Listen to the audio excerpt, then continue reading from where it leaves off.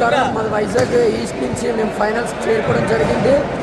అలాగే మేము match ఆడేటప్పటికి third referee కానీ రెఫరీ బోర్డులు కానీ ఎవరు కూడా స్కోర్ షీట్స్ ఎటువంటివి కూడా పెట్టుకోకుండా మ్యాచ్ నిర్ణయిస్తున్నారు. అధికారులు కూడా ఏదైతే అపోజిషన్ టీం ఉందో తొత్తుల్లో ప్రవర్తించి వాళ్ళకి సపోర్ట్ చేయడం జరుగుతుంది. ఇక్కడ థర్డ్ రైడ్ చెప్పినా సరే థర్డ్ రైడ్ స్కోర్ బోర్డు లేదు, థర్డ్ రైడ్ ఇలాగని చెప్పలేదు.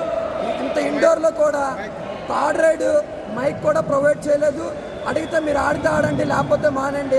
అధికారులు కూడా ఇప్పుడు ఆడించుకుంటా బయటికి వెళ్ళిపోవడం జరిగింది. ఈ టీం అందరూ కూడా